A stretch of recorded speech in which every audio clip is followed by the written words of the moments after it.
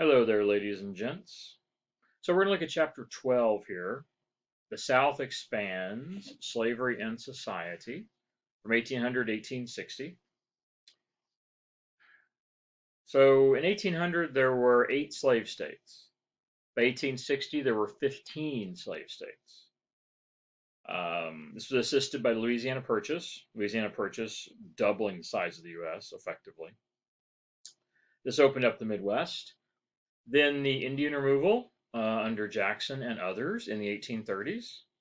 Then annexation of Texas in the 1840s and the Mexican lands in the 1840s and 50s. That is what basically makes the continental United States.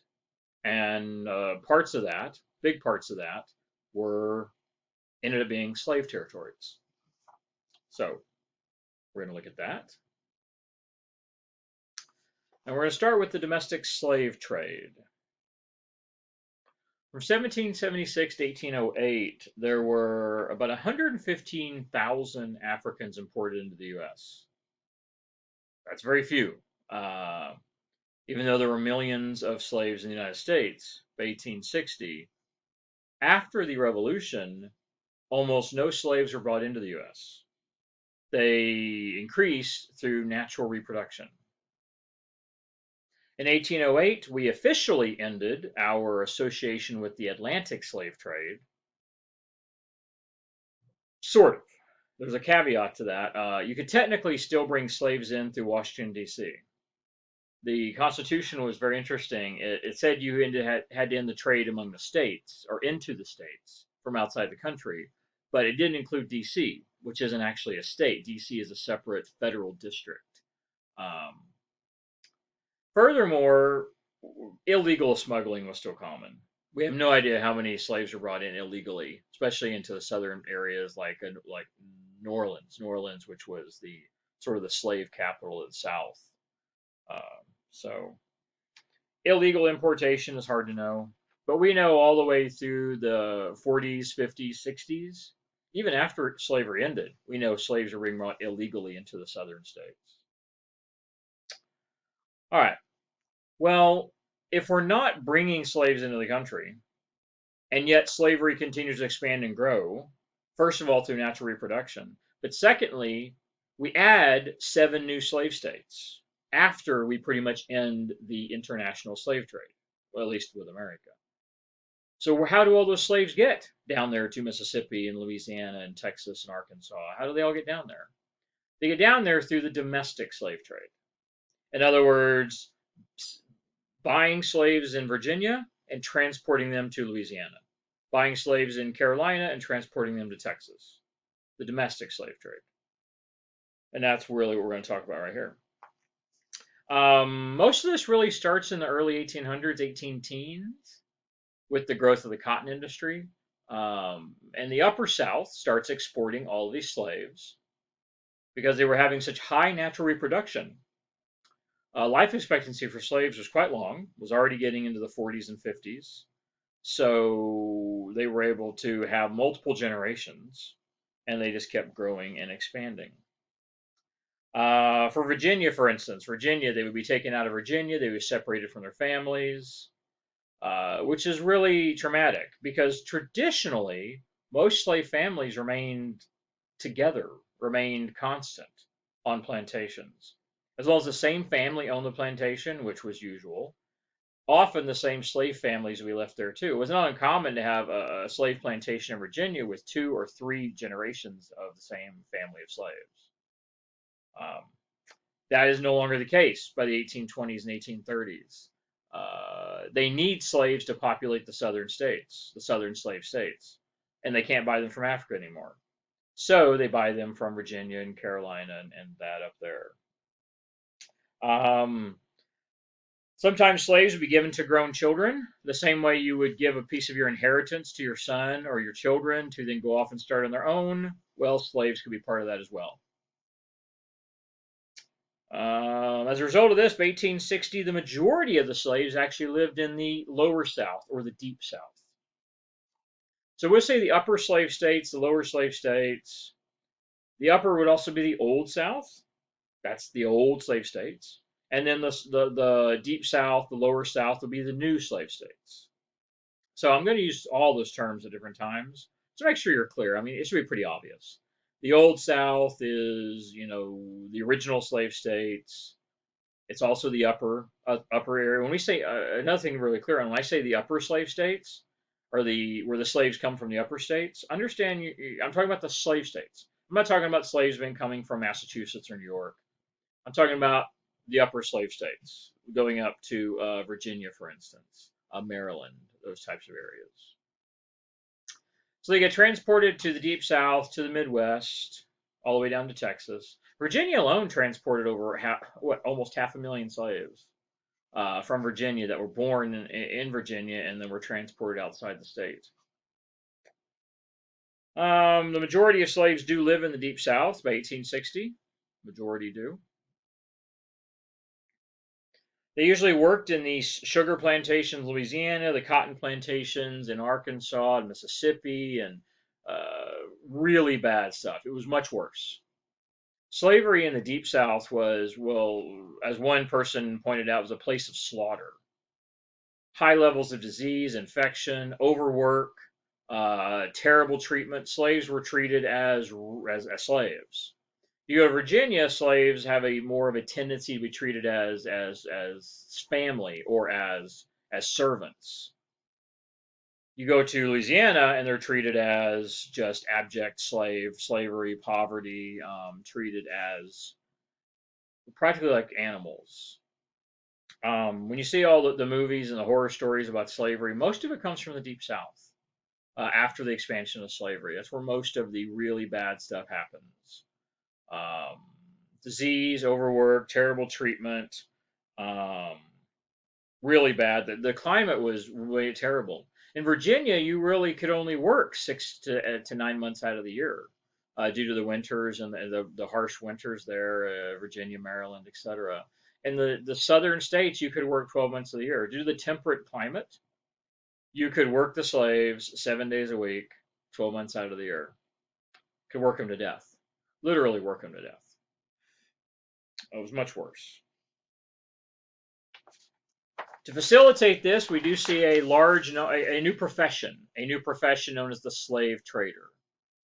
Interesting enough, Andrew Jackson, the president, this is actually where he made his wealth. He became wealthy off of being a slave trader from Tennessee, I think, trading slaves from Tennessee area down to the southern states, Mississippi to Texas, from the upper to the deep south.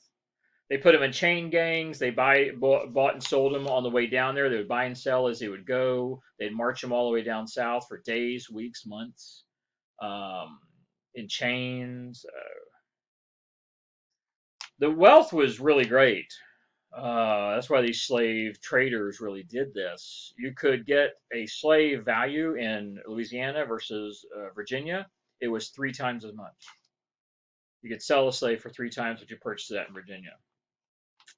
So even if some died along the way, you didn't really care because you would still double your profit or triple your profit even if you lost a few.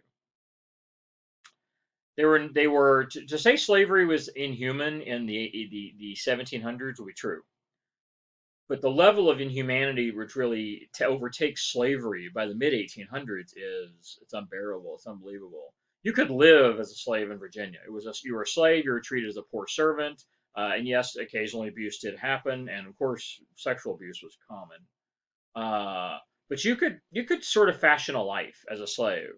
You didn't have a choice. You could find a way to cope.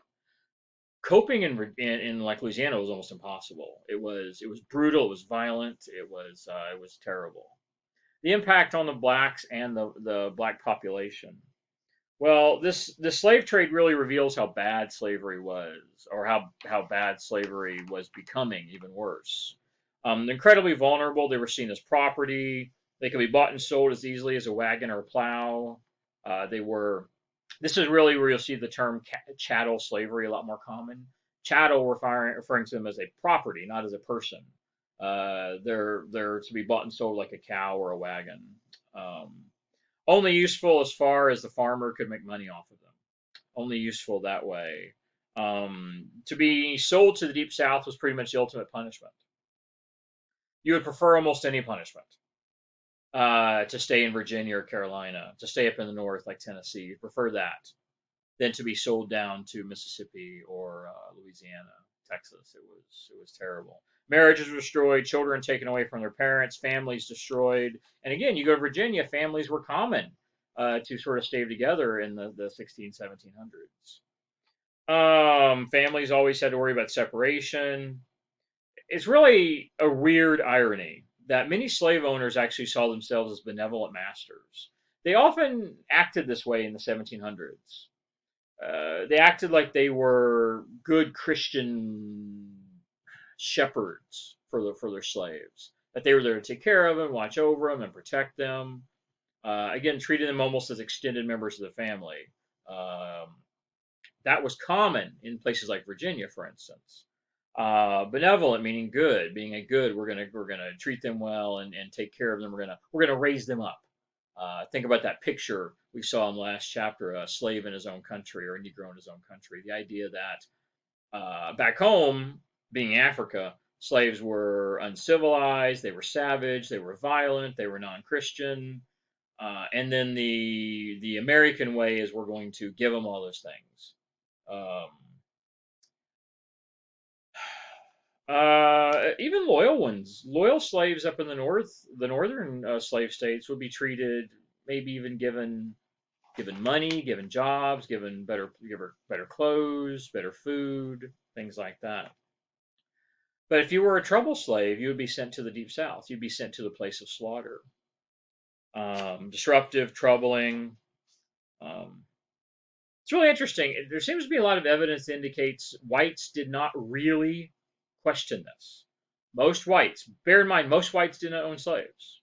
Most people in the South did not own slaves. Majority of slaves were owned by about 25% of the population. And the majority of the slaves actually owned by about 5, 10%. But point is, whether you were a slave owner or not, most people seem to buy into this that we were elevating the status of blacks. We were raising them up, even as slaves. Most people seem to think it was in line with good Christian principles. You might say, well, they're deluding themselves or they didn't really believe this. Actually, from all the writings and the diaries and all the things that have been read over the years, historians have come to conclude that generally most Southern whites seem to think it was okay. By this point in time, by the mid 1800s, slavery had now been almost a way of life in the Southern states for almost 2 centuries. Most Southern whites just simply thought it was okay. It was fine. It was simply the way things were, and it's the way it was supposed to be. Living in that Southern white oppressive society for centuries just had really, it was almost like a mass delusion or mass brainwashing. So here's what it looks like: the old South, Carolina, Georgia, Virginia, up here to Maryland. This was the old South, and here's the new South. The new South, which now spreads all the way through Kentucky, Tennessee, Arkansas, Louisiana, Texas, over here, Alabama, Mississippi. And you can see where the highest concentrations of slaves are is the red areas. These are where the high red and orange is where your highest concentration of slaves are. Is these areas through here. And look where they're going to Louisiana, along the Mississippi River. The worst places to live, the worst places to be as a slave, worst places to work on plantations.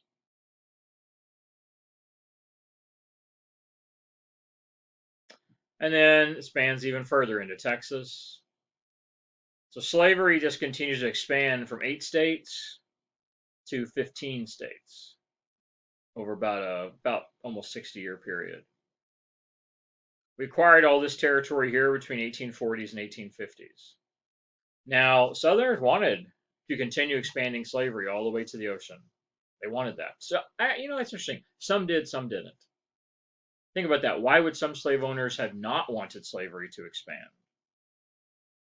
There's a couple reasons for that. I'm actually going to get into that in a minute, I believe. This gives you an idea of how slavery had really grown. All of these were the slave states. And by the time of the war, the American Revolution, the American Civil War, we have 15 states that are involved in that. So we'll talk more about that. Slave displaced each decade. You can see the number of slaves being moved every decade, more and more and more.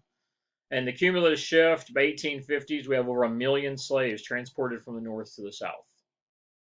And of course, you got to bear consider all the slaves that were transported in 1810, 1820, all those are naturally reproducing. They're having kids. So even though by the time we get to this 1 million displaced slaves up to the war, the actual number of slaves in the Deep South is over 2 million by the time of the war, almost 2.5 million due to natural reproduction. And the total amount of slaves by 1860 in America is about 4 million.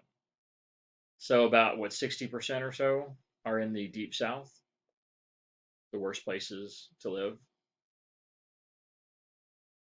This is a discussion question. Hopefully you can blow this up a little bit on your screen and look at it a little bit. Look at this for a minute. This is an auction. This is what today we might use the term an estate auction, estate sale. An estate sale. We have someone died or something. It talks about it there. You can read the little information right there. And they're selling these slaves at 1 year credit. Yes, they're selling them as property on credit, payable, and there's a mortgage on human life, and it's got all these slaves listed here, and you can buy them, and the prices are listed over here. 1,500 for this family, 2,400 for this family. They're being sold as family units. 1,600 for this family, 18, 14, 8, 7, 5. Altogether, something like $11,000 or something. 24 head of slaves. So look at it for a minute and talk about what it is this means. What does this mean about the way people are treated and the thoughts of people and what these are human beings, and how dehumanized, dehumanization, how humans aren't even being treated as humans anymore. And then once you look at that and sort of look at that moral issue of it, look at it a little more deeper and look at it economically as well. What is the value of slaves? Like, who you can look at them and look at their jobs, and you can look up like some of these jobs you may not recognize. You could simply Google it and look it up and look at what the job is. What is it to be valuable as a slave? What makes you more valuable? The value of children versus men versus women. It usually lists their jobs over here, what their different jobs are. What is it that makes them valuable? And just kind of discuss that. How economics and the value of human life is, well, human life could be boiled down to a dollar value. Seems really alien to us today to really think about this, but yet in this time period, this was simply a matter of course in the southern states. It was normal. No one really thought anything about it. I've been to New Orleans. I've been to New Orleans, been to Louisiana, and New Orleans a couple times, and seen the slave pens there. They're historic. They're an historic site. Half a dozen people cramped into like something the size of a closet, and they had to live there. They stripped them all naked, men and women. They just put them all in there together naked. There's no shame. There's no humility.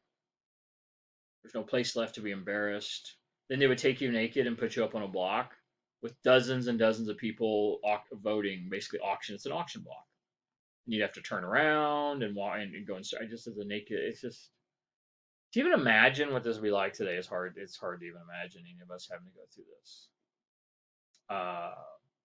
So think about the value of slaves, what it means to be a slave, and what this really means. This is just as advertisement. There's lots of these you can find, of course. Think about that. All right, creating the Cotton South, the dual cultures of the planter.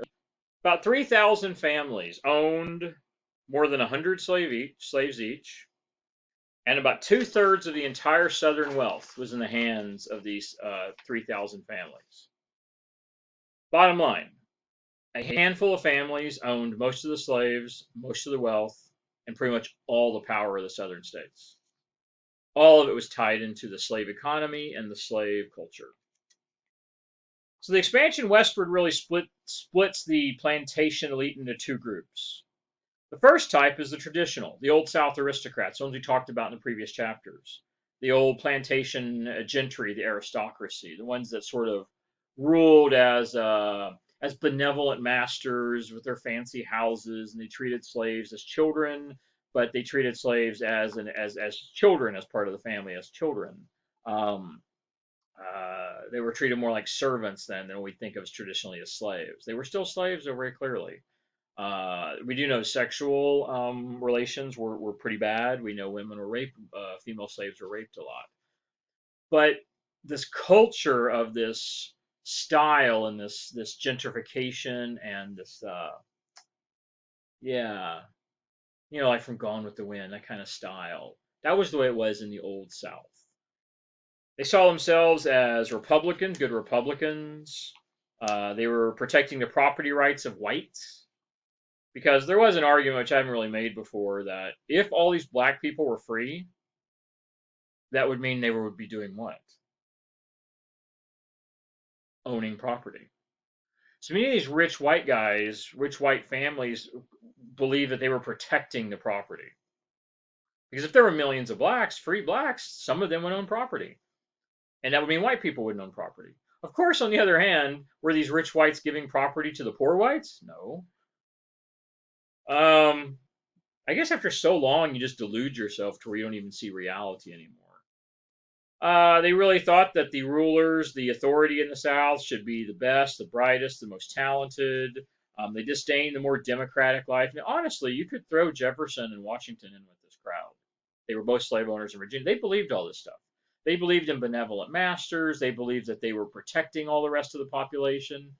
They were able to say with a straight face they believed in Republican ideals and equality and freedom while simultaneously keeping slaves. They believed they were doing the right thing. They were the ones that would have used that type of image of the Negro in his own country, and they would have been the ones to talk about how they're actually uplifting blacks. They're actually improving blacks, giving them a job and a place to sleep and education and Christianizing them. By the mid 1800s, most are Christian, and taking care of them. That is how they would have sort of seen themselves. Those in Virginia and Maryland, for instance. Um, Yeah, they didn't really believe in democracy. They didn't believe the poor whites really should be running anything or have authority. They believed they were the ones with all the power. They often wrote tobacco in the northern, the northern Old South, like Virginia. You go into Carolina, which this really goes all the way down through Carolina.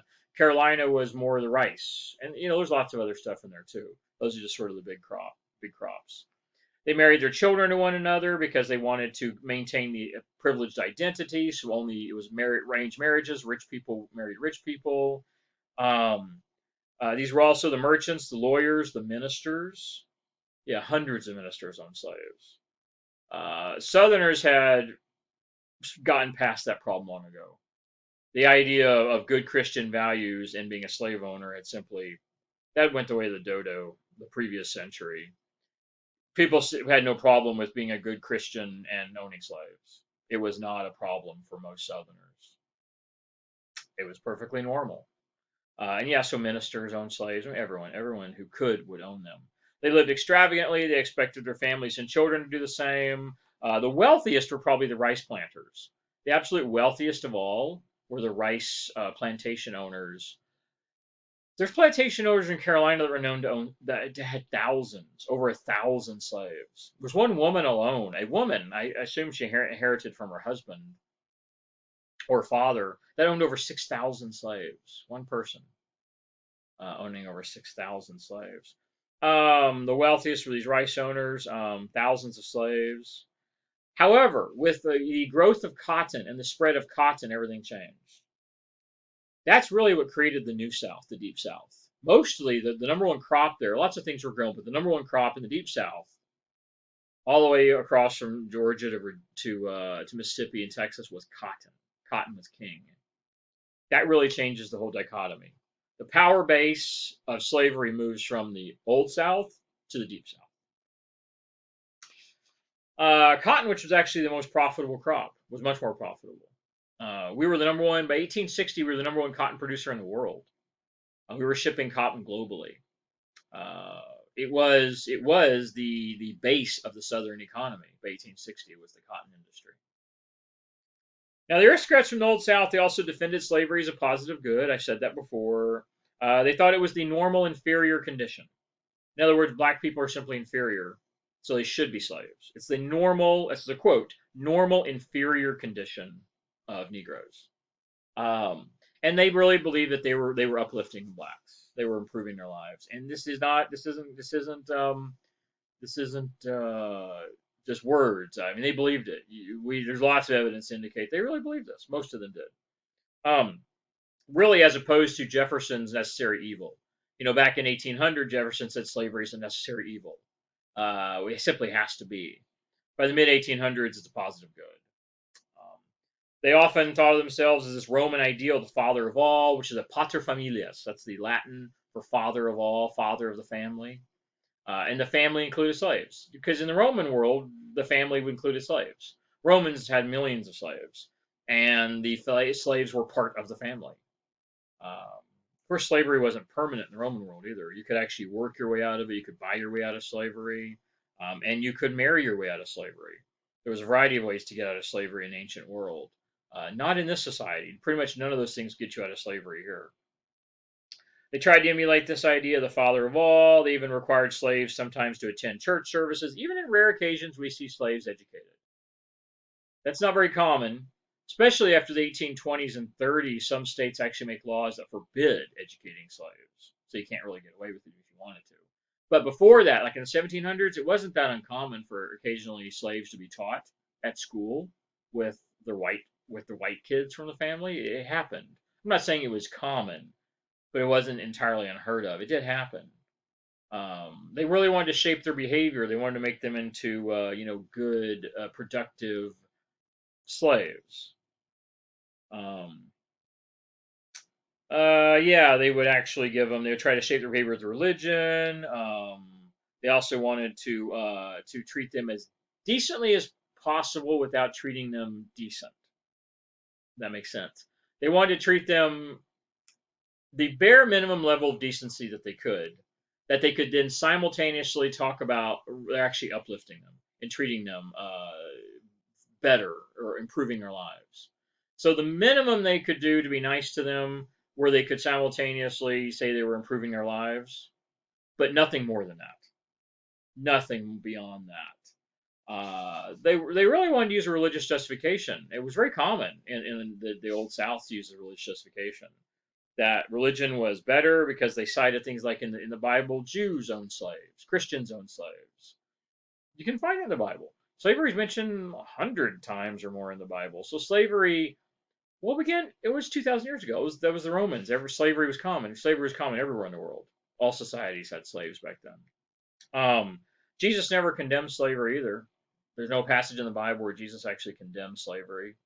It was simply part of life back then. Everyone accepted it. And so that's a good religious justification. Well, all the old Christians, were all okay with it. No one seemed to have a problem with it. Now, in the Deep South, things are different. This is really the second type of planter elite. In the Cotton South, the other group were less extravagant.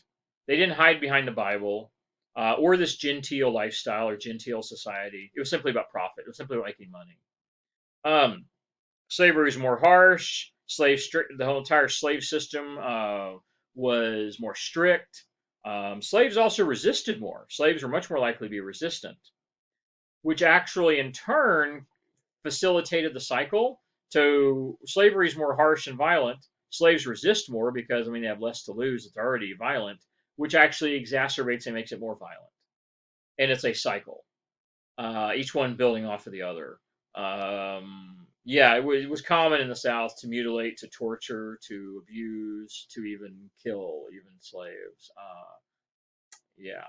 Incredibly labor intensive. Unlike in the northern regions, the Chesapeake, Virginia region, slaves often could have a second job called what we call task work. They often could have like other jobs on top of working on the plantation. Some of them would work in towns. Some would work on other plantations. Some would actually learn craft skills. That was not uncommon in the Old South for that to happen. In the Deep South, none of that happened. The slaves were there for one thing, to produce cotton. and literally until he fell down dead. That's all that mattered. So by the 1850s, we have over 2 million slaves producing about 4 million bales of cotton a year. Number one cotton producer in the world. And this was the new way of clothing. Clothing previously for common people had been wool. Anyone ever worn wool? I tell you, not comfortable. Not for me anyway. And wool was so common for the poor. Now the new way is cotton, which is a much better material, much easier to clean, might breathes a lot more. It's just a much better material to use. And yeah, cotton was incredibly labor intensive, year round, no free time, no time off. Up in the old South, you often get time off, you'd get freedom, you would have holidays, you would get in the winter months, you could sometimes go weeks without even really working. Hey, it was cold, but who cared? You didn't have to work. Try to stay warm and just be happy that you're not out there on the plantation. Not way in the South. The temperate climate in the South meant they could work 12 months out of the year. Very harsh system, gang labor, of course, overseers, and all those other terms they would use. Uh, was violent, was much more violent and painful. It was. You had to keep with it. They literally would have people chained up working. That was very uncommon in the Old South for people to be. Generally, most slaves in the Old South were free to move around. There was no chaining up unless you were a problem slave or someone who might try to escape. No, that didn't happen.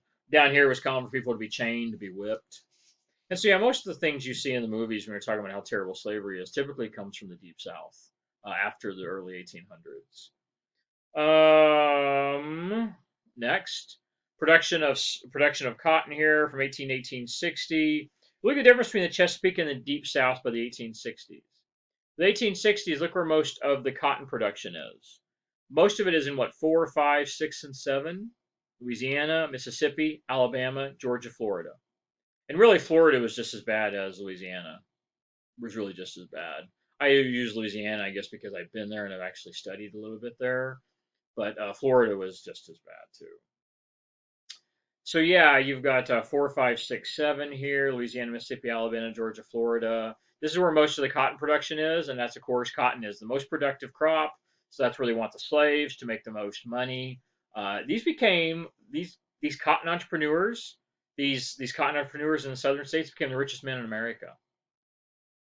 Yeah, they had the most wealth, the most money, um, biggest mansions. They were the wealthiest people due to the cotton production. All right, let's talk about everyone else, all the more common regular people. What we've talked about there were the rich, the big plantation owners, the big money owners, the big ones with hundreds or thousands of slaves, the ones that were just the wealthy, the elite. Let's talk about everybody else. All right, I sort of said this already. Pardon me. By 1860, only 25% of the population actually owned slaves. But that does mean that quite a lot of common people own slaves. Because that elite we just talked about was only really the top 1%. So that means you got 24% of other people who do own slaves. Your regular planters, your regular farmers, your small holding yeomen. These are small middle class people. This is like a planter that has a plantation with 10 or 25 slaves. The small holding yeomen are more like the 5 or 10. This is more like this is a plantation, only it's a small plantation. It's just a large farm, really, with anywhere 10, 20, 30 slaves. The small holding are like small farmers that have a couple of slaves, 5 to 10 slaves. They actually work out in the field next to their slaves. Now, the planters would not. The bigger planters would probably not work. They would actually not work in the fields. But the small holding middle class, yeoman is basically a middle class, farmers would actually work shoulder to shoulder with their slaves. Another one of the reasons slaves weren't treated that harshly in the Old South. You had to trust them. You had to work right alongside them in the fields every single day. As long as they understood their place, they would generally be treated according to their place as a paid servant. Not They weren't actually paid, of course. I'm saying as a place of what a paid servant would be like, what it would be like to be a paid servant, a poor paid servant, an indentured servant. Um, you really had to do that. You couldn't be abusive and violent to them or bad to them. I mean, you had to work next to them all day long in the fields. At any time, they could just pick up their weapon, their tool, and kill you. I mean, so they had to be sort of a form of trust for the really small farmers. So the planter elites are these. This is the 5%, 20 plus slaves. Substantial proprietors owned about 20%. Substantial, or about pardon this, about 20% of the population were these substantial proprietors, people that owned a nice piece of land. 5 to 20 slaves each. 5 to 20 slaves each. So you have the planter elites, which are 5% of the population. They own 20 plus. Really, this substantial proprietors should probably be number two here, to be honest. It's separate. Substantial proprietors are 20% of the population, 5 to 20 slaves. Then your small holding planters and yeomen are 1 to 5 slaves. Most poor people couldn't afford slaves. How'd they get them? They were often given to them as a discount or as a reward or an award for community participation, for voting. Make sure you support me and I'll give you a slave, when the next election comes up, things like this. They were given as encouragement to, hey, let's as it says, their societal propagation. Let's keep slavery moving forward. So we want as many people as possible to own at least one slave. So we see 25-ish% of the population owning slaves when many of those people couldn't probably afford it and wouldn't normally have it. Say you were to transplant that family and put them up in Maryland, working on a farm, they would do the same work without a slave. In other words, the majority of people that owned slaves didn't even need slaves. They were simply an extra worker on the farm, like an extra hired hand that would take the place of having another son or an indentured servant or an employee of some sort. Only much cheaper, of course, than having to actually really take care of someone. This was a place where, especially among the societal proprietors and the yeomen, it was really very common to work in the fields alongside the slaves. Yeah, some didn't. Some simply became simple tenant farmers because you were simply too poor, unable to buy slaves, unable to really become successful. Then you're just a small-time, everyday farmer, like many people were. Blacks and whites often worked together. It just wasn't uncommon. Remember, this is the old South. This is the old way of life. This is the way it had been for almost 2 centuries in places like the Chesapeake region. Was easier for both sides. It was easier and more amicable for both the whites and the blacks. Very, very bottom is the poorest. The poorest, propertyless whites, no social mobility, no respect. They were typically doing the same farm work and same labor work as slaves. As I said before, the life of a common poor white in slave society was about the same as your typical slave. Matter of fact, some slaves had it better, frankly. They got shelter, they got food, they get medical care if necessary. Truth be told, a lot of slaves had a life probably better than your typical poor peasant. I'm not saying they wouldn't have traded it for obviously freedom, because that is the one thing the poor peasants had, but that is actually not necessarily even true. If you're a poor tenant, I mean, you're almost a peasant farmer. And peasantry isn't really freedom. So many of these poor white farmers, really the poorest, which was half the population, technically free. But how free are you when you have no money, no land, you own nothing, you have no prospects, you're going to live and die working in a field, you can't provide for your family, can't provide for your kids, you can't give your kids a better life than you have. You're literally no better off than a European peasant. Serf practically, some of them, especially in Carolinas. Is that really freedom? So it is an argument that can be made. Poor whites, in some cases, the slaves in the Old South, Virginia, for instance, actually might have had life better than many of the poor whites. Wealthy landowners did not pay taxes to fund schools. They didn't allow the poor to ever elevate themselves. They kept an iron grip on the poor white population. They already had the slaves controlled, the black population controlled, but they also then had to control the white population differently. We see psychological control. Um, they would get every once in a while, they lived on slave patrols. They created a sense of satisfaction for whites, that whites were higher, whites were more advanced than blacks. Um, they really pushed this idea that whites were superior to blacks. Here's a quote: "Even the poorest white is an aristocrat in slave society." You know what they didn't do for them? They didn't give them any land. They didn't give them any wealth. They didn't get to come to all the parties. They didn't get to be part of the aristocratic society. But then they did this brainwashing to convince whites that no matter how bad off you are, you're still above the inferior blacks. And most Southern whites seem to buy into it. Most Southern whites seem to buy into it. They would placate them. They would give them bribes. They would give them jobs. They would buy them alcohol. They would have parties for like they would have like celebrations in town specifically for the poor whites. They would do things for them just to show that on a day-to-day basis, working in the fields, you're exactly the same as a slave. You do the same work. You wear the same clothes. You eat the same food, but you're still superior to blacks. Culturally, you're superior. We're going to take care of you. We're going to protect you. Things like this. Well, some Southern whites just aren't stupid, as the Southern aristocrats seem to treat them all as stupid. Some aren't. Some are smart enough to understand the system is a dead end for them. They'll never get anywhere. They'll spend their entire life impoverished. As America expands westward, we see two things happening.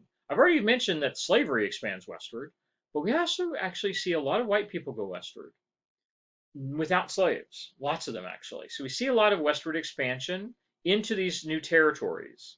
If you remember that map I showed you earlier, it showed concentrations of slaves, but there are also other parts of those states that have very few slaves. Now that means two things. One, there's fewer people probably, but number two, we have more independent yeoman farmers that don't have slaves. As I said, it isn't like everybody in the slave South owned slaves. It's a weird, interesting irony. The further westward slavery expanded, it got worse for the slaves, but it actually opens up more opportunities for poor whites to actually see non-slave life, to actually open up and see new westward lands where they could go and start and have an actual opportunity to raise themselves up, to move up the social ladder, as opposed to being stuck in this poor white society of the South. Of course, there is another aspect too. Some Southerners simply saw it as an opportunity to go and start their own plantations. Because the land in the West was really cheap, as I've mentioned before. So some would actually go westward, buy a lot of land really, really cheap, spending almost no money, and then they would have money that they could then buy slaves. So there are a handful that actually took advantage of the westward expansion to create brand new slave plantations where they were not slaves before. Although we do believe most of these slave plantations that began in the West seem to actually be expanded from the Old South. Family members, sons, business. A lot of plantations were actually run as businesses, owned by partnerships, things like this. So in the Old South, plantations were family owned. But in the Deep South, like Louisiana, we actually see a number of plantations that are sort of corporate owned plantations. Uh, so there's lots of opportunities westward. Unfortunately, there's opportunities to expand slavery as well. And it does expand, at least all the way through Texas. So the South was economically comprised of two extremes. Um, the extreme hardship and poverty for African Americans and poor whites, whose regular lives were very similar, and the wealth and prosperity for white planters, who pretty much had all the power, wealth, money, authority. The white elite and the black poor white. Black, white, poor. Two extremes. What's interesting is the South was the most prosperous part of America. It's where the most money was. It's weirdly ironic that almost all that money is in the hands of the top 5%. Not unlike America is today, where 99% of the wealth is in the hands of 1%. The North was industrial, technology, cities, urban, a lot more factories, and the South was agrarian. It was an agrarian, which means a agricultural rural lifestyle. The actual economics of the South were greater than the countries of France or Germany, independently, not together. So yes, the Southern economy generated more revenue than the entire country of France or the entire country of Germany. And all that was in the hands of a few people. Incredible amount of wealth generation. And yet no one got a piece of it other than the few. Standard of living was terrible. The Southern standard of living was poor. Education level was poor. Illiteracy rates were really high. Literacy rates in the South were triple the rest of the country. This is all part of the white power. The upper class whites had to remove power. Well, they'd already done it from the blacks, but they also had to keep the power out of the whites, the majority of the population. So your average typical Southern white person was higher likely to be less educated or uneducated, to live in poverty, to have no authority whatsoever. No industry in the South. The North was mostly urban, as I said. Um, Technology was interesting. In the South, pretty much all the technology was focused on land and agriculture. Little regard for modern technology. By the time of the American Civil War, 1860, many Southern plantations still looked exactly how they had in 1760. Many places in the South had not really changed in appearance or technology in a century, and that's the way they wanted it. It was a way of oppression because the more wealth and prosperity occurs, the more likely it is to be disseminated to the masses. So they wanted to keep the poor down and to keep themselves up. That small group. Most lived in poverty and filth. Factories, machine tools, steel plows, gravel roads, water powered factories, steam powered factories, all this was part of the North. The South had almost none of it. Nothing at all. Um, Pretty much everything they needed in the South, they simply bought from the North. Almost all tools, all supplies, clothes, almost all the daily goods that Southerners needed, they purchased from the North. Why? Because they wanted to make sure the slaves were only producing the cash crops, the slave crops. It was much cheaper to import all the other things you needed, all the other daily necessities of life. It was cheaper to have it shipped from across the country or even outside the country than it was to have slaves actually make it right there in front of them because that's how valuable cotton was. Pretty crazy. In addition, cities were also different. Urban growth had prevailed in the North, but in the South, there were only a handful of large cities. New Orleans, St. Louis, Charleston. I mean, there was like half a dozen cities of any size. The North had 150 cities. Um,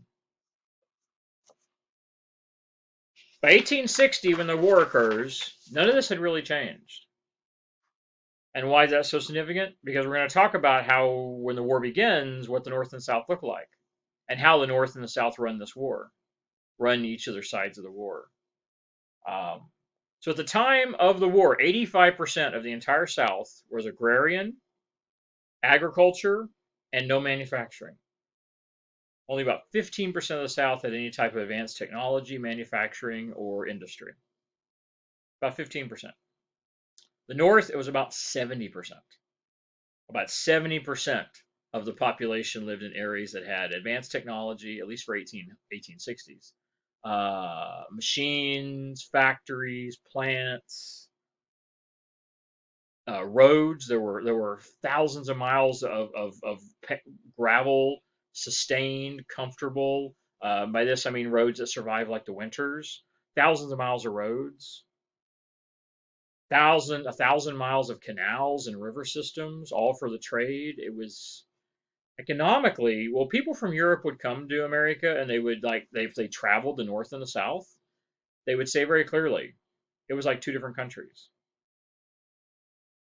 They sounded different, they looked different, their entire way of life was different. It was like going to two different countries within the same country. This is significant because this is really one of the things that leads to the war. This difference in culture and ideology is one of the factors that really leads us into this conflict.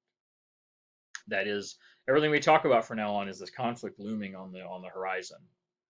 It's really been this way for a chapter or two. This conflict, which you know is coming, the worst conflict, the worst catastrophe to ever hit the United States, is the American Civil War.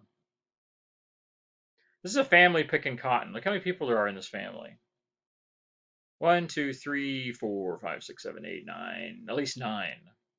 You can see some of them are blurred. That's the way cameras were back then. Everybody had to stand still because the exposures took a long time. So if everyone basically, when you took a picture back then, you had to freeze and just stand there for a minute, and you couldn't even move. You can see the kid here apparently couldn't do it. You see how blurry he is? So if you ever see those images, like those old black and white pictures, like, oh, it's a ghost. There's a ghost in the picture. No, it's because the person moved. That's why they look all shadowy and half transparent. Because half of the exposure, they're not there. That's why they sort of look transparent on the edges. Because they were here during half the exposure, and then they moved over here. So for half the picture, there's nobody here. Anyway, it's interesting. Do you see the dog? Take a moment. Where's the dog at? Find it? Right in the middle at the bottom, it's a Dalmatian, right here. You can see it laying right here on the ground. It's Dalmatian, black and white. This is two, maybe three generations. This is at least two generations. This could just be mom, dad, and like their seven kids, eight kids, eight kids. Although back here in the back, there's one girl that might look like she could be old enough and big enough to maybe have her own child, maybe.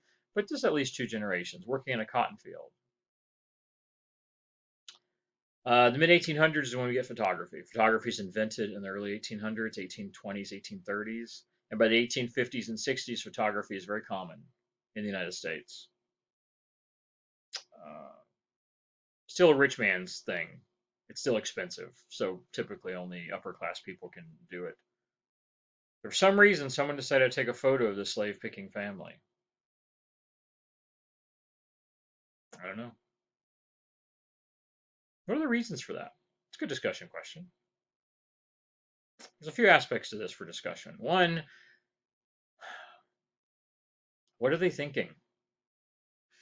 What are this family thinking? What do they feel? Assuming this is like 1850. Your book can tell you the exact date, but just off the top of my head, 1850s. What do they think? Um, in general, what do they think about this photograph? Why did someone come out with a camera to photograph them? What do they think about that? They're being photographed. They don't have a choice. If their slave master plantation owner came out and told them to stand for a photo, they would stand for a photo. Doesn't matter whether they wanted to or not. What do they think the purpose of this is? Now, further, what do you think the actual purpose was? Did the slave owner do this? Did someone who's an abolitionist do this? Because that's also possible. This could be someone who's an abolitionist that might have snuck onto the farm and taken a photo of slavery, um, to try and show how bad slavery was. Remember, like the Grimke sisters had talked about, writing their books about what slavery actually was like, the real atrocities and the violence of slavery, and how dehumanizing it was. Could that be one of those? Could this be someone taking that photo for what we think of as like a social reform effort? Abolition? This is a slave owner taking a picture? Could this be a photo being taken to sell them? That's possible. Could the slave owner be taking this photo for the purpose of selling these slaves as an advertisement? It's possible. Um, so think about what the slaves think about it, if they even care, or if they're just waiting for them to leave so they can get back to work. I mean, what do they care? Maybe they don't. Maybe they do. And then what's the purpose of the photo? Interesting. I see a picture tells 1,000 words. It's real. I mean, it's legit.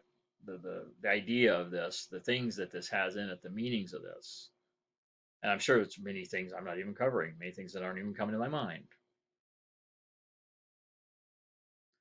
Well, let's talk about what it was to live in this society, the African American world.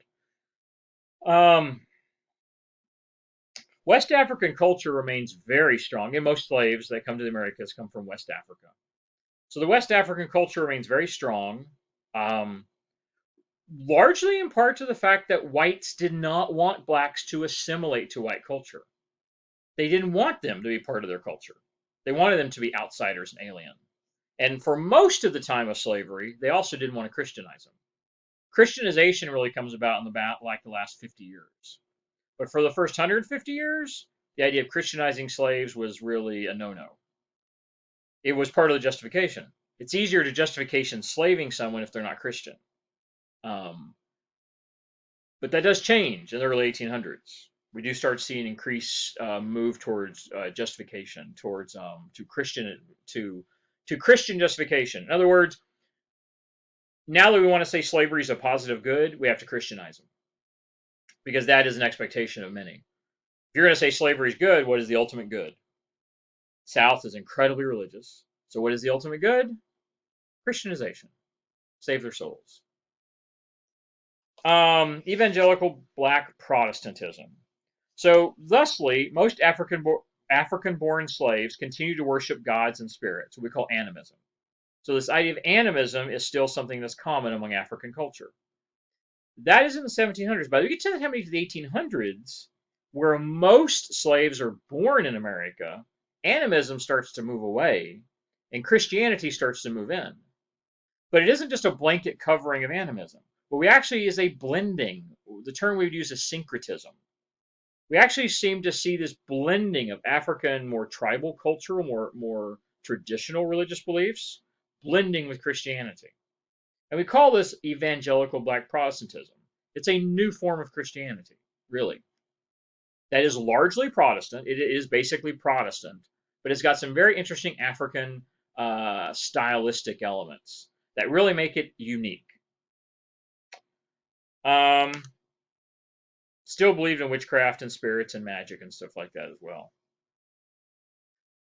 Some ministers do come to believe, Charles Jones, for instance, Presbyterian, that by the early 1800s we should start Christianizing slaves. However, is it for the good of the slaves? No. Do not misunderstand this. They are not Christianizing slaves for their good or their souls being saved. They're Christianizing slaves really for two reasons. One, to make it easier to justify slavery by we're making them Christians. Number two, you got to save your soul. Because if you have people under your authority and they're not Christianized, you could potentially be damning your soul to hell. Because one of the tenets of Christianity is to spread it. It says it in the Bible in more than one place, you are actually supposed to spread the good word, the gospel, spread the good word of God. You are supposed to convert people, evangelize, proselytize. You're supposed to do that. So if you're not doing it, you're not doing God's work. So you might actually be condemning your own soul to hell, even if you're saved, by the fact that you are not partaking that gift or partaking, what's the better word? Anyway, giving that gift to others. This isn't about the well-being of the slaves. This is still all about the whites. Even when they Christianize the slaves, it's still entirely self-interested. Yeah. So we do see increasing numbers. By the time of the war, 1860, most slaves will be Christian, of some version of Christian. Yeah, we do see this.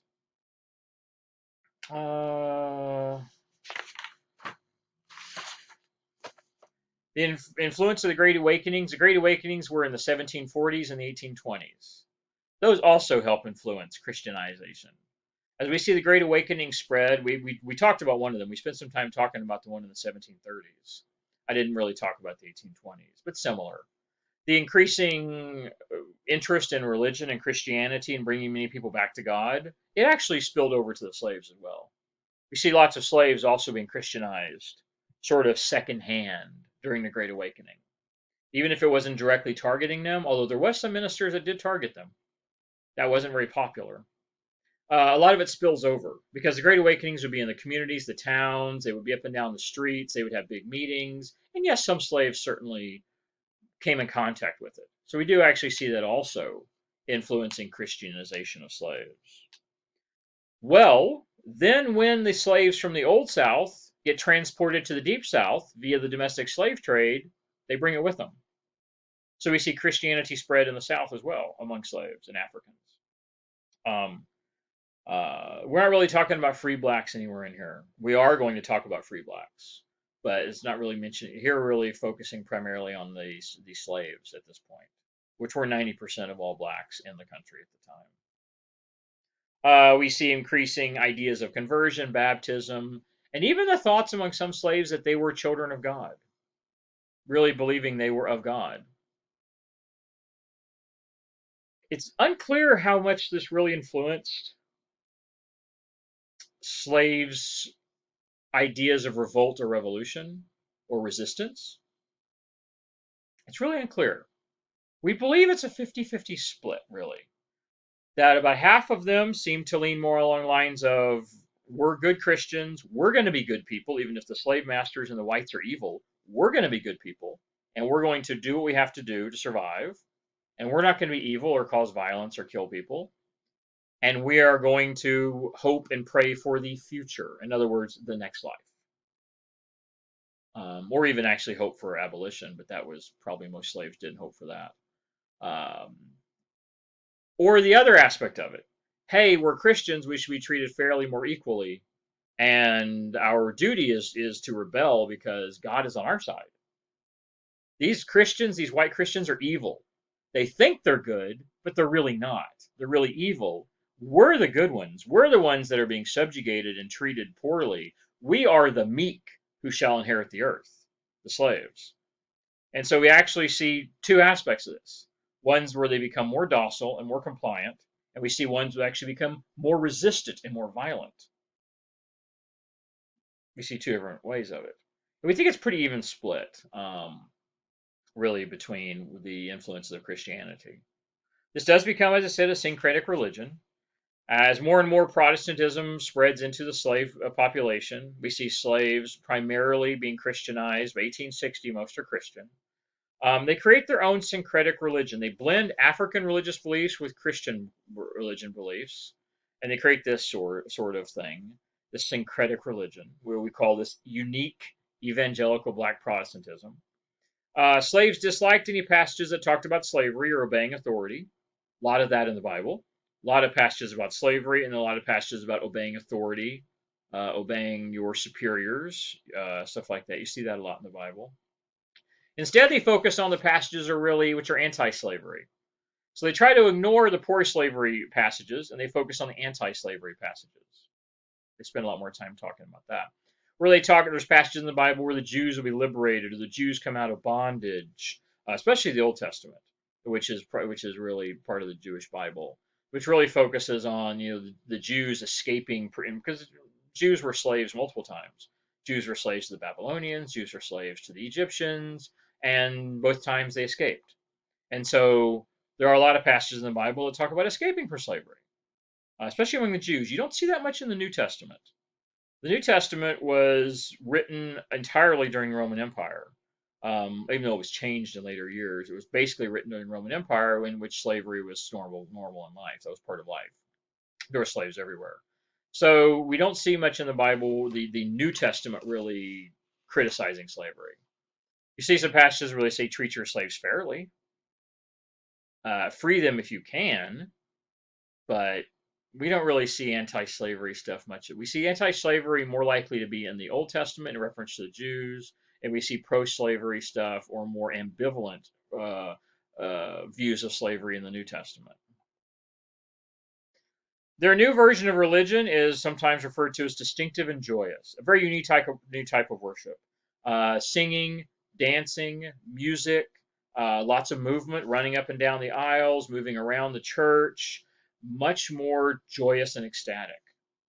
It's interesting how much actual modern Southern Christianity is often tied to this. If anyone's ever been to a Pentecostal church, for instance, Pentecostal church is really an outgrowth of evangelical like Protestantism. Pentecostal churches use music, singing, dancing. They speak in tongues. They have physical episodes where they'll actually like faint, or flop on the ground like a fish out of water, all as they're being filled with the Holy Spirit. It's incredibly interesting. It's incredibly active. Um, that is really what we think of when we think of this evangelical Black Protestantism, which developed in the mid 1800s. It's a much more interesting religious experience, much different than the traditional Christian experiences as we'd really seen through Catholicism or Protestantism. Here's a really good discussion question too: family worship on a plantation in South Carolina. You have the slaves here, you have a black preacher here at the front, and you have the white slave owner family right here: mom, son, daughter, and the husband. What does this mean? How's this come about? Based upon all the things I just talked about, where do you think this comes from? It really ties into all the things I just spoke about. What causes this? What's the meaning of it? How's it come about? What is the meaning of having the family there? I mean, why is the white family even there? Because I guarantee you, this guy has his own church. He has his own church in town where he would go to for a proper service with a white preacher. So why is he there sitting through this black service, which is probably on his plantation? It's probably this little building, this church is probably built on the plantation for his slaves. Further, why is he there? Like, why is he actually in there as opposed to outside or back at home doing whatever? Why has he got to be there? What do these slaves think about it? What do they think about this? I mean, the guy back here in the back's asleep. He's got his hand over his face. He's totally gone. Further, why are his kids there? That's significant. Why are the kids there? And mom and the kids, why are they there? Mom is there to watch over the kids. You see how dad is separated? He's like sitting on the other side of the pew, away from the kids. When he's watchful, he's very watchful. That's significant. Why are the kids there? That's important. There's a very specific reason why the children are there. As I said, all four of these would have probably had their own church service at a white church somewhere else, either before or after this. The minister, is he free or slave? What do you think? Is he a free man or a slave person? Think about that. He's reading from the Bible. Further, what are the passages he's reading? Think about that. Regarding all the things I just talked about with the Old New Testament, what kind of passages is he reading? What kind of passages would he not be reading? There's really a lot going on in this image. This I guess it's a sketch. I guess would be a sketch. There's a lot going on in the sketch. Let me tell you. There's a lot of meanings and a lot of levels of this happening in this sketch. It really says a lot about slave life, not just religion, just slave life and culture in general, about religion, about the control, authority, control, this idea of these justifications for slavery. Hey, this guy would undoubtedly think of slavery as a positive good. Why? Why is it a positive good? Think about that. There's a lot going on in this. It's really significant. He's definitely one of the old style planters, South Carolina. He's one of the benevolent masters, taking care of his slaves as a paterfamilias. Very interesting. The African American world negotiating rights. So the families and communities we just talked about, however limited they were, certainly limited because they were slaves, they did provide order among slave society, among the slave population. They did provide order. They did make some sense of life, as best sense you can make of your life as a slave. Some places, the collective unity of the group also aided slaves in achieving rights.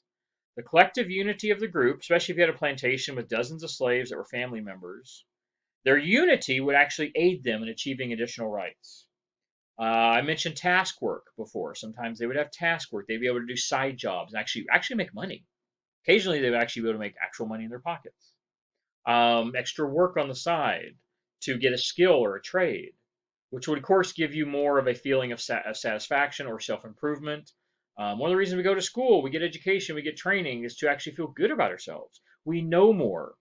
we're more accomplished. We're more able to contribute.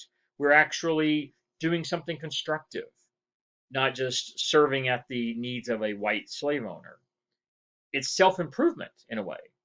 Um, so this task work, for instance, or a type of autonomy, sometimes, as long as they completed their normal slave plantation work, they might be able to do extra things on the side occasionally. So there was versions of slave independence. They actually could have unity and bargaining. They could bargain for better things. If the whole slave population on a plantation got together and say, we want Sunday off, the slave owner would sometimes give in and say, okay, you'd have Sunday off, or we'd like to have a party, or we'd like a couple days around Christmas off. We would like an extra ration or a bottle of rum just to celebrate on the holiday or something like that. Um, you know, they might remain together as a family. They might insist they remain together as a family. And yes, slaves did occasionally get away with this. They did. To use the analogy of property again. We talked about this analogy how slaves are considered chattel, they're property. Do you beat your horse all the time? No, you don't. What do you do to get your horse or your animals to do things? You give them treats, you give them food, you treat them nice. So the idea is, you may have heard the saying, you get more with sugar than vinegar or something like that, or honey than vinegar, whatever the hell it is. Point being, you're likely to get more work out of someone if you treat them nice, if you're friendly to them, if you are amicable with them, as opposed to beating and whipping them. As long as they understand their place, that they are a slave, as long as they don't ever get out of that, you will often get more work out of them, more productivity by being nice to them. So we actually see slaves actually have collective unity bargaining. They get away with a lot of things, actually.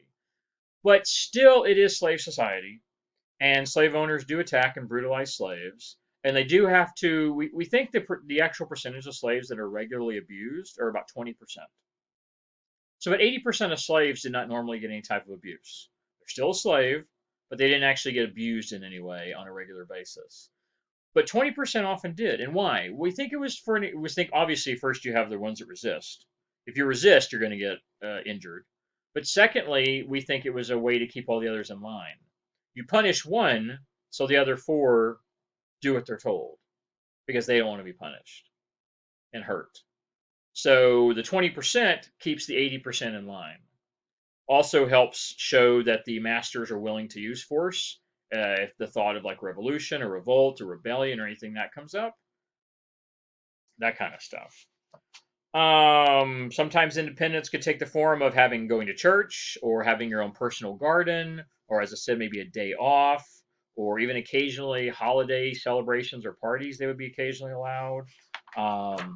Frankly, it was simply impossible to keep the peace on a plantation by being violent all the time.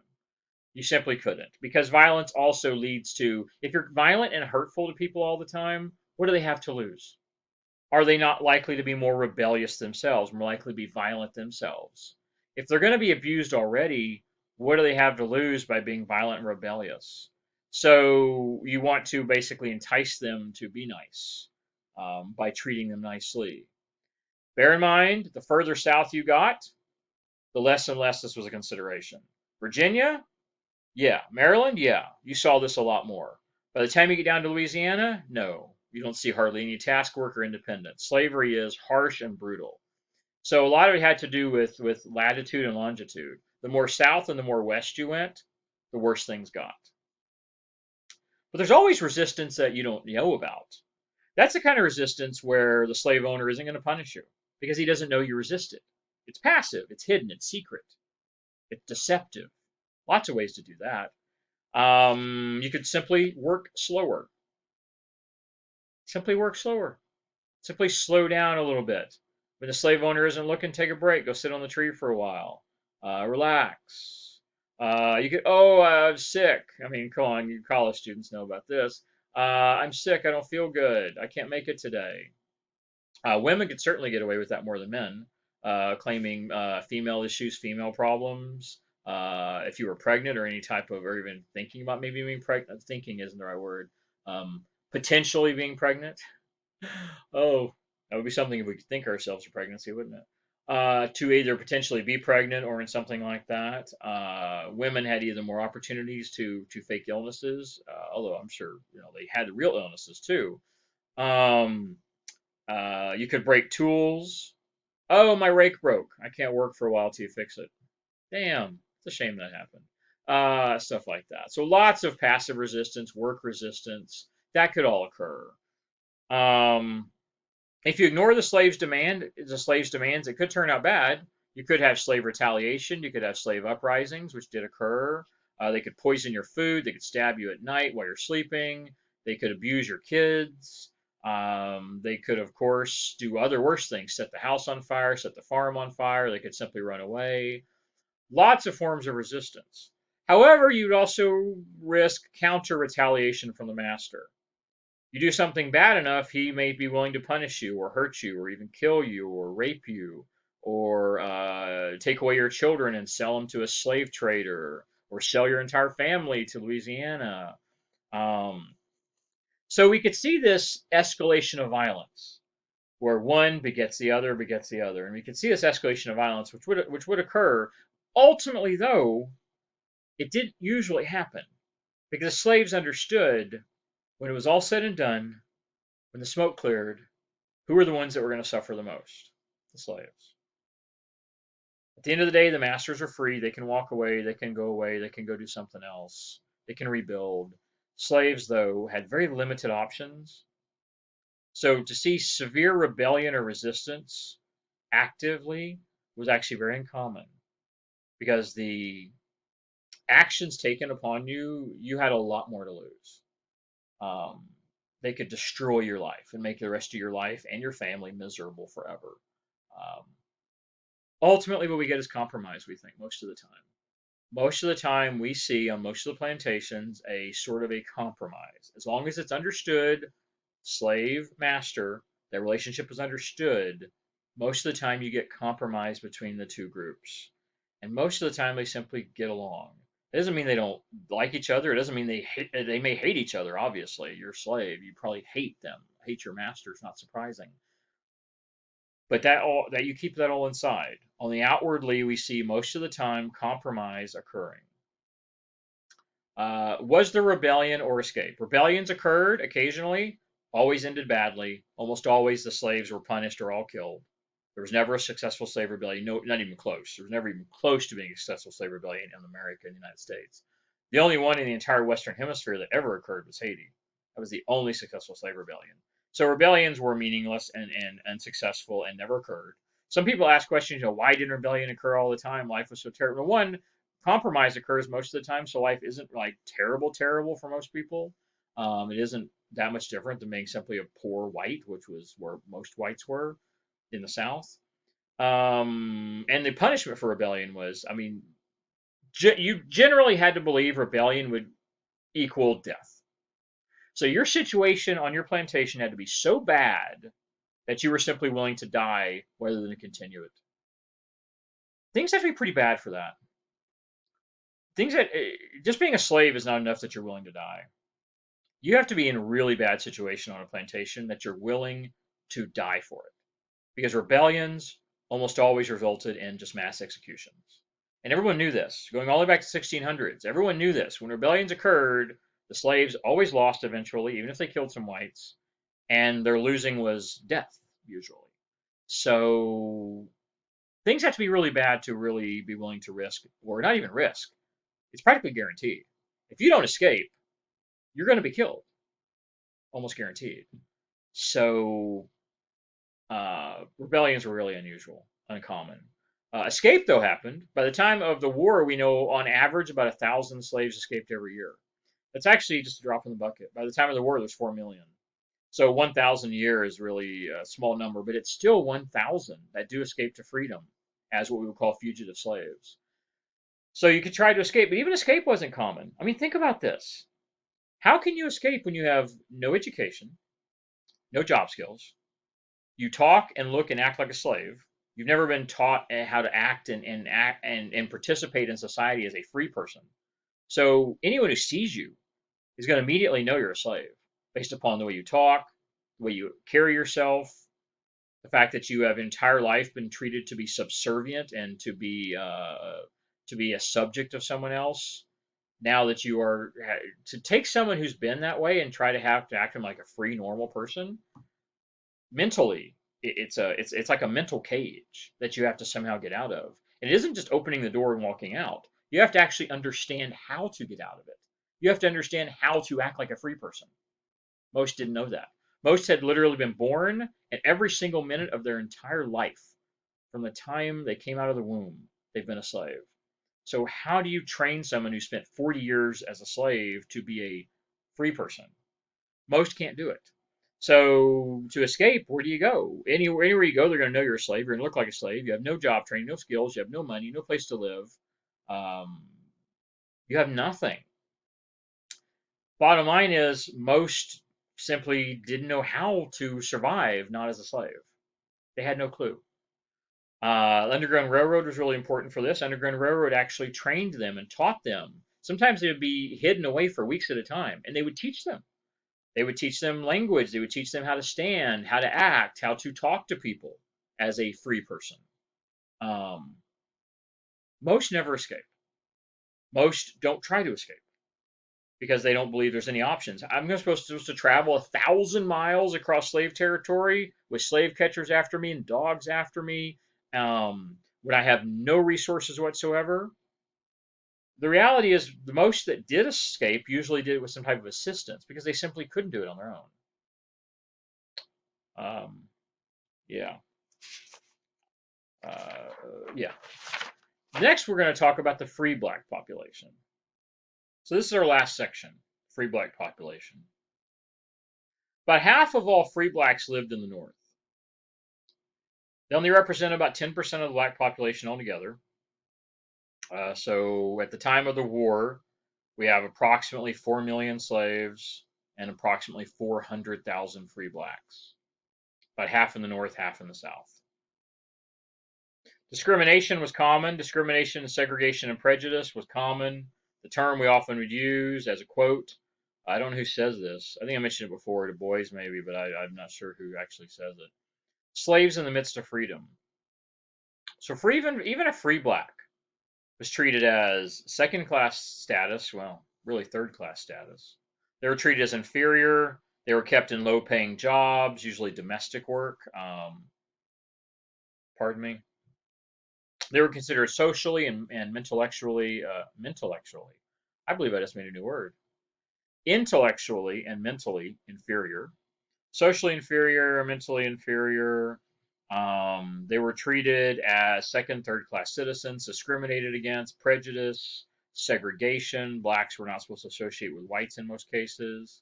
Um, very limited in jobs. Other than farm work, blacks and whites didn't work together. It was almost very, very few situations you find blacks and whites working alongside each other. So it was tough. It was really tough. You're free, but you're treated as practically treated as a slave or treated inferior in every way. Um, Interesting enough, you do see the right to vote in a couple of northern states. There's a couple of northern states that do give black men the right to vote. Just a couple. They actually give them that right. 99% of the voting population was still white. And all men, remember, women, no voting rights here at all. Um, very few owned land. Very few owned any land. And only one single state allowed blacks to even testify in court. So get this. The northern states, which are really abolitionist, even if not specifically abolitionist, most northern states have outlawed slavery, generally. So northern states generally don't allow slavery, but they do not elevate or treat blacks in any way fairly. Only one state actually even allowed black people to testify in court, Massachusetts. All the rest of the states, if you were black, you had to sit outside the court while the whites inside decided everything. You weren't even allowed in the building. Even if you were the one on trial, you'd sit in chains outside the court. You know, you're a prisoner, so you're in chains. You'd sit in chains outside the court while they decided your fate. You didn't get to testify. In other words, no protections of the Constitution if you were a free black American citizen. You might say, well, are blacks excluded? No, blacks are not excluded in the Constitution. Simply by tradition and policy, black people and women were excluded from pretty much all the rights given in the Constitution. Even though nowhere in the Constitution does it say these rights are given to free white men, never used that way. By tradition, all the powers and protections and liberties of the Constitution are only given to free white men, even though it doesn't say that in the Constitution. That had been the practice now, and it is for most of American history until modern times. White men are really the only ones truly protected by the Constitution, um, at least till the mid 1900s, really. Yeah, women get the right to vote in 1920, but even then, they're given incredibly limited rights in America, really until the mid 1900s. Very difficult, very challenging. Um, so what did they do to try to get by with this? How did they get by and try to survive and try to prosper? They're free, so they can go anywhere they want. They can travel around. They can make institutions. They can build businesses. They can own businesses. So how do they try to do it? What we see is we use black institutions. Now, free African societies is one of them, but there's generally a lot of these institutions that are created. I don't know if I have a list here. No, actually, don't list it. I'll say a few things.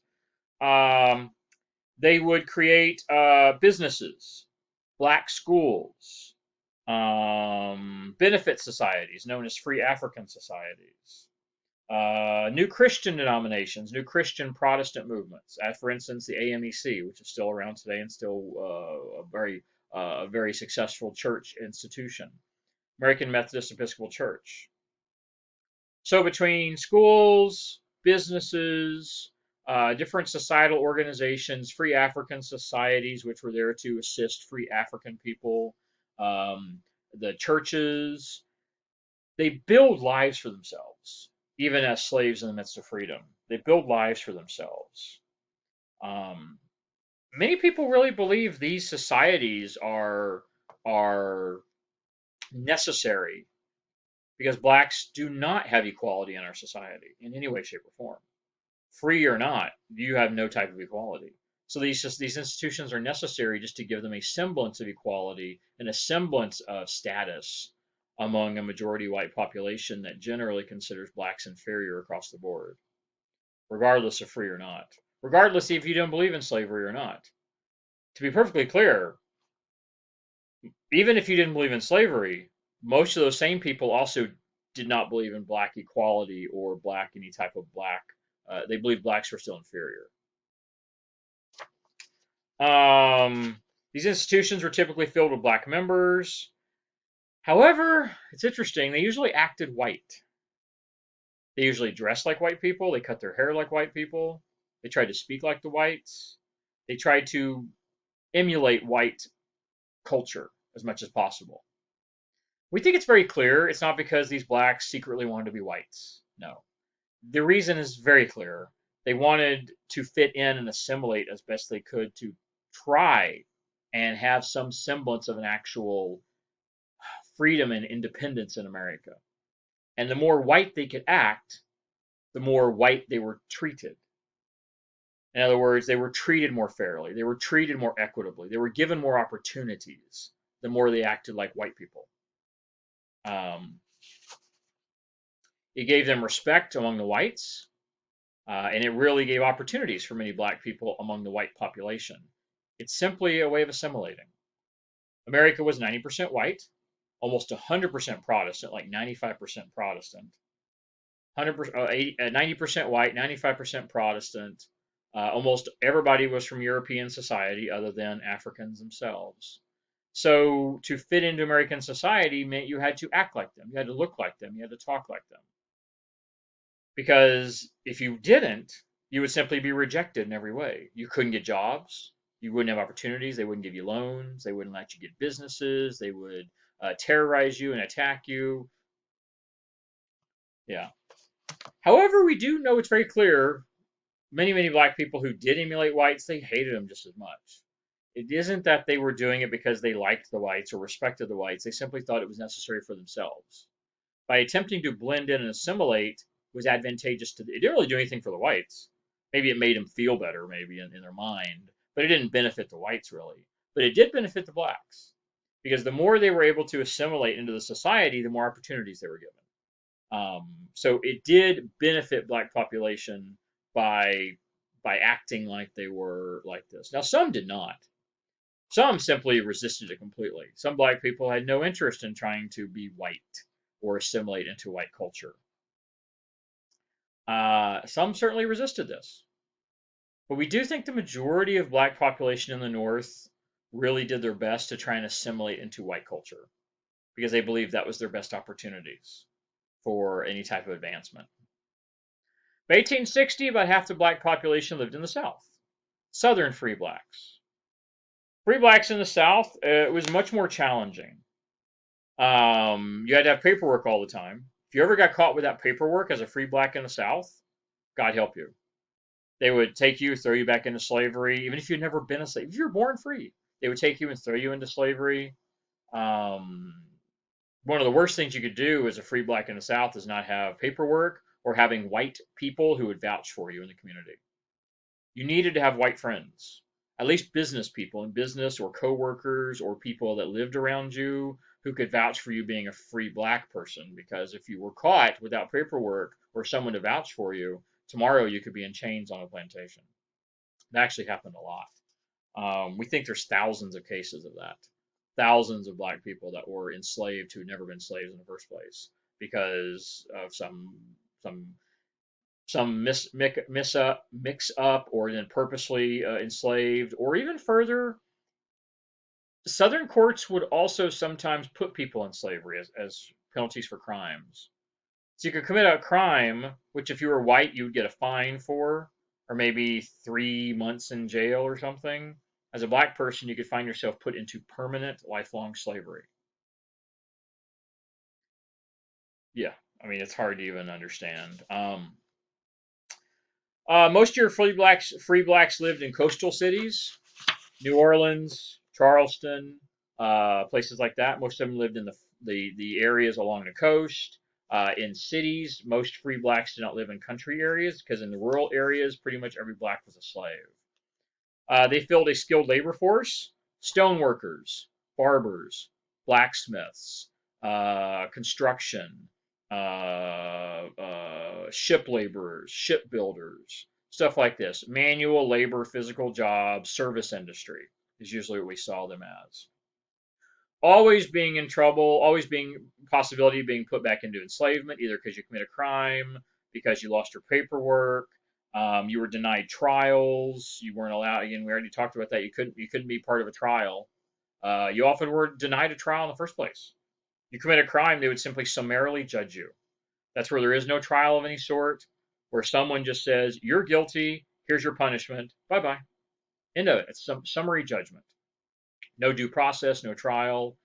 That happened all the time.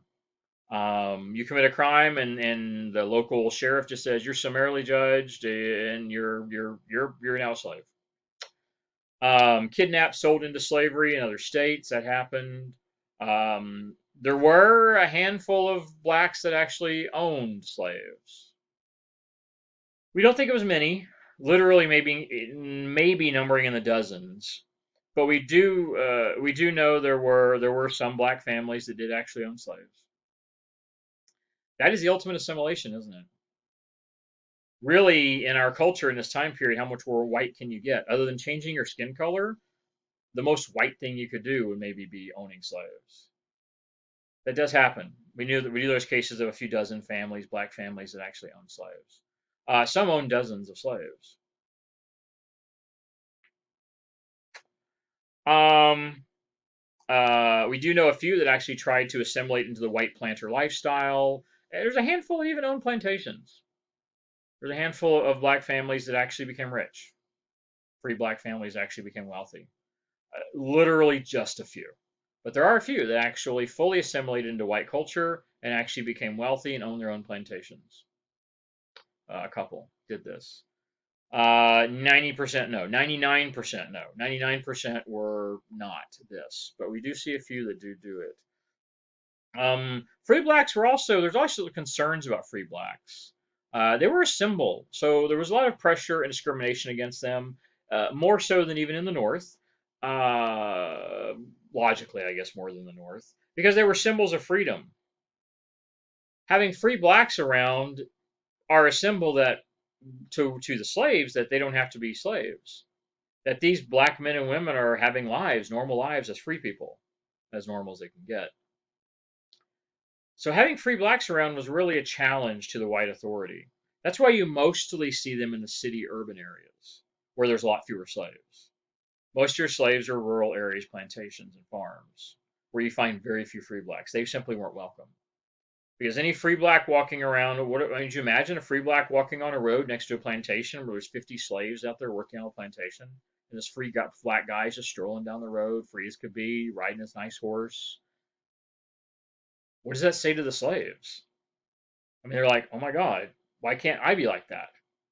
Why do I have to be enslaved and he doesn't? I mean, it really sends a bad message to the slaves, at least bad regarding the slave owning and the whole plantation lifestyle. So, every free black was a danger, a constant threat to white supremacy in the South. This man would have been part of the 20%, undoubtedly. Look at his back. How many years of whippings is that? Those are scars from whippings. Those are scars on top of scars on top of scars. Any one of those whippings could have killed him. Infections in the blood, dirt. Farms are really dirty. There's animal feces everywhere. Any one of those infections could have got animal waste in it, which could have given blood poisoning. I mean, there's just so many times this man could have died, but he didn't. Does this mean he was a bad guy? Does this mean he resisted the fact that was he a resistant slave that always fought back? Could be, certainly possible. Or is it simply a reflection of a psychotic slave owner who just abused him for the hell of it, for the sport of it? Certainly possible that too. He also might have been that 20%. The 20% being the ones that are used as examples to others. By whipping one, you don't whip the others because the others don't desire to be whipped and brutalized and hurt like this. So we don't know the story. I don't know if every book tells you about this, but I don't know the story of this man. All I can tell you is he suffered immeasurably. That's the kind of pain and suffering that, like us today, would kill us. I think very, very few of us could survive this. Just the pain alone from this whippings, because he's had to have spent most of his life getting whipped. I mean, this doesn't happen from one attack. This isn't one whipping. This is a lifetime of being tortured. Furthermore, why was this photo taken, and who was it? What was the audience for this photo? Think about that. I'm not going to use it as a discussion question. So most likely this was taken after they freed slaves during the war, during the Civil War. They probably freed this man from a plantation and then took a photograph of him to show, as the title says, the inherent brutality of slavery. It was to demonstrate to people, in the North especially, why are we fighting this war? Why are we sacrificing? Why are your sons and brothers and fathers dying in a war to help black slaves that most of us in the North really have no even regard for, don't even care about? Why are we doing this? This is one of the reasons. What if this were your father or your son or your husband? I mean, would you be okay with this? Obviously not. So the idea behind this is to show people how bad slavery is. This is what we're fighting for. We've done this in all our wars in our country, and I'm sure most other countries same way. It's propaganda. It's propaganda used to push the war effort, to say this is what we have to fight for. This is pro-abolitionist, to show that this is why we have to stop slavery, because it is inhuman. It is inhuman to do this to another human being. It is, I mean, especially for so many people who were Christian back then, someone who does this to another human should burn in hell. I mean, that's very clear. To do this to another person. And that's really what it was about. It was propaganda to really show how bad slavery was. Uh, and we'll talk about that when we get to the war. After the war raged on for over 4 years. Over 4.5 years. Halfway through the war, a lot of people really started to lose interest in it, as the death tolls are coming back in the thousands, tens of thousands, hundreds of thousands dead. People start to really question whether we should be doing this. This is the type of imagery you would then pull out and be like, this is why we're doing this. Something to think about. Well, I believe that's it for the chapter. Appreciate you going through it with me, and It's a very sad chapter, but it's important we know this. It's very informative. It really tells us a little bit more about why this war occurred that we're going to be talking about soon. Take care.